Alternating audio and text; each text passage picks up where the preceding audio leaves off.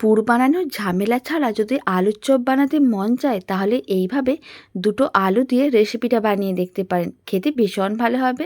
আশা করি খেতে এতটাই ভালো হবে যে যখনই কিছু মুখরোচক খেতে মন চাইবে তখনই রেসিপিটা ঝটপট বানিয়ে নিতে পারবেন।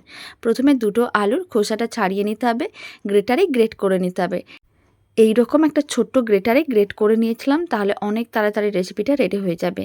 খুব সুন্দরভাবে দুটো আলুকে গ্রেটারে গ্রেট করে নিতে হবে ঠিক এইভাবে। এখন একটা ছোট্ট মিক্সিং বোল নিয়েছিলাম, তার মধ্যে বেশ কিছুটা পরিমাণ জল দিয়েছিলাম।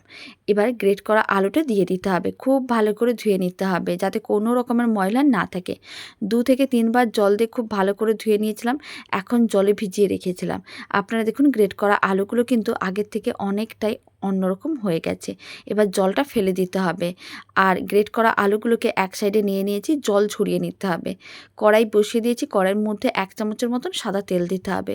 অল্প করে একটু কালো জিরে দিলাম, কালো জিরে না থাকলে নাও দিতে পারেন, এটা একেবারেই অপশনাল।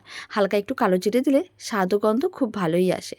আর আমি দিয়ে দিলাম কিছুটা পরিমাণ কুচনো কারি পাতা, কারি পাতা না থাকলে কুচনো ধনে পাতাও দিতে পারেন। আর গ্রেট করা আলুগুলো দিতে হবে, আর দিতে হবে স্বাদ অনুযায়ী লবণ। এবার এর মধ্যে আমি দিয়ে দিচ্ছি অল্প করে একটু জিরে গুঁড়ো, ধনে গুঁড়ো সামান্য পরিমাণ করেই দিলাম। এতে যেহেতু আমি নিরামিষ বানাচ্ছি, স্বাদ ও গন্ধ দুটোই খুবই ভালো আসবে। সমস্ত কিছু একসঙ্গে ভালো করে মিশিয়ে নিতে হবে। অল্প করে একটু হলুদ গুঁড়ো দিয়ে দিলাম, এতে কালারটা ভালো আসবে। আর আমি দিয়ে দিলাম কিছুটা পরিমাণ চিলি ফ্লেক্স। এখন অল্প করে একটু হিং দিয়ে দেবো। আমি কিন্তু নিরামিষে বানাচ্ছি, তবে আপনারা চাইলে পেঁয়াজ, আদা, রসুন দিয়েও বানিয়ে দেখতে পারেন, খেতে ভালোই লাগবে। সমস্ত কিছু খুব ভালো করে মিশিয়ে বেশ কিছুক্ষণ নাড়াচাড়া করে নিয়েছিলাম। এবার আমি দিয়ে দিচ্ছি 1 কাপ জল। লো ফ্লেমে সমস্ত কিছু ভালো করে মিশিয়ে নিতে হবে। যখন দেখবেন গ্রেট করা আলুটা জলের সঙ্গে খুব ভালো করে মিশে গেছে, তখন একটু জলটা গরম করে নিতে হবে। আর জল যখন গরম হয়ে যাবে 1 কাপ দিয়ে দিতে হবে আটা। আমি এখানে আটা দিয়ে বানাচ্ছি, তবে আপনারা চাইলে বেসন দিয়েও করতে পারেন, তবে আটা দিয়ে করা দেখাচ্ছি কারণ বেসন সবাই খেতে চায় না, তবে আটাটা খাওয়া অনেক বেশি ভালো। তাই খুব ভালো করে আটাটা এইভাবেই মিশিয়ে নিতে হবে।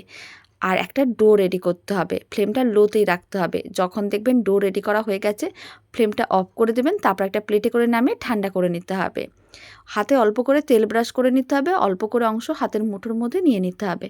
প্রথমে গোল বলের মতন করে বানিয়ে তারপর একটু প্রেস করে চ্যাপটা করে নিতে হবে।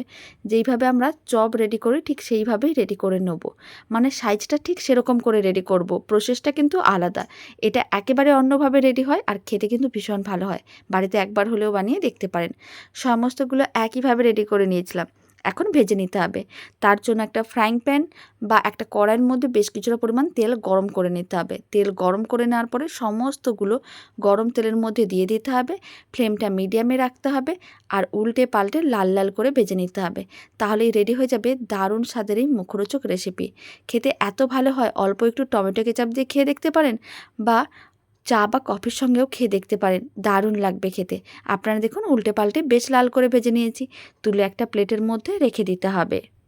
আর এই দারুণ স্বাদের মুখরোচক রেসিপিটা কেমন লাগলো আপনাদের, বাড়িতে বানালে কমেন্ট বক্সে জানাতে একেবারেই ভুলবেন না খেয়ে কেমন লাগলো। তো চলুন ভিডিওটা এখানে শেষ করছি, আবার নতুন রেসিপি নিয়ে দেখা হচ্ছে।